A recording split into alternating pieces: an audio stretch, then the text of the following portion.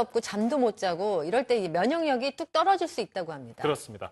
면역력이 떨어지면 식중독부터 냉방병, 열사병 같은 여름 질병 걸리기 쉽다는데요. 여름철 면역력 높이는 방법 알아봤습니다.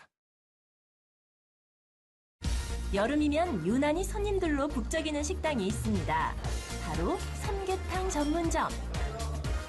이열치열 뜨끈한 삼계탕 한 그릇을 비우면 더위를 이겨낼 힘도 생기는 것 같습니다. 이렇게 냄새만 맡아도 막 기분이 드는 것 같고요. 오늘 날씨 너무 더운데 복날이어서 그냥 몸보신할 겸 먹으러 왔습니다. 예부터 여름에는 보양식을 챙겨 먹으며 건강을 살피곤 했는데요. 그런데 지금 이 시기에 꼭 챙겨야 할 것이 있으니 바로 면역력입니다. 조정훈 씨는 얼마 전 대상포진 진단을 받고 치료를 받았습니다. 칼로 막 찢거나 오려내는 것 같이 아팠어요. 이거는 뭐 말할 수 없을 정도로 너무 쑤시고 아프고 아리고. 대상포진은 신경조직에 숨어있던 수두 바이러스가 면역력이 약해졌을 때 다시 활동하면서 발병하는 질환. 그런데 국민건강보험공단 자료에 따르면 대상포진 진료 환자가 여름철에 발병이 잦음을 알 수 있습니다. 전문의들은 면역력이 떨어져 있는 몸 상태 때문이라고 말합니다.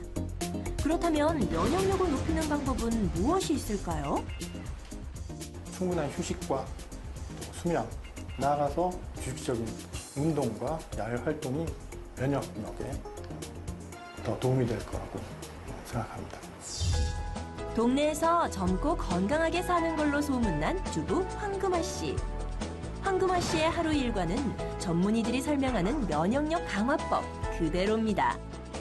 50대인 황금아 씨의 면역력은 어느 정도일지 병원을 찾아 검사를 받아보기로 했습니다.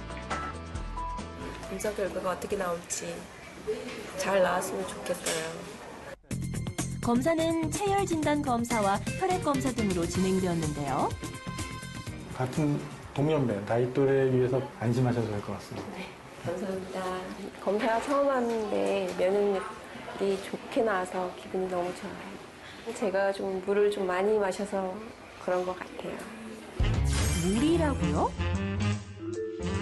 그러고 보니 황금아 씨는 항상 물을 즐겨 마셨는데요. 커피 같기도 하고 차갑기도 합니다. 이 물인데요. 홍삼을 통째로 넣은 물이에요. 홍삼, 인삼은 대표적인 면역력 강화 식품 중 하나인데요. 그런데 홍삼을 통째로 넣은 물은 뭘 말하는 걸까요? 우연히 텔레비전에서 진생베리 인삼 열매에 대해서 보게 됐어요. 그 뿌리부터 열매까지 다 같이 먹으면 좋을 것 같아서 잘 챙겨 먹게 되더라고요. 인삼은 면역력이나 피로회복, 또 혈액순환 개선에 굉장히 효과가 좋다고 알려져 있는데요. 이것은 인삼에 들어있는 사포닌이라는 성분 때문입니다.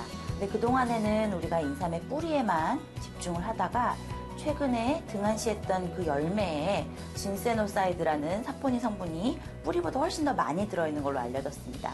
우리나라뿐만 아니라 미국이나 일본 등지에서도 그 효능이 입증되고 있습니다.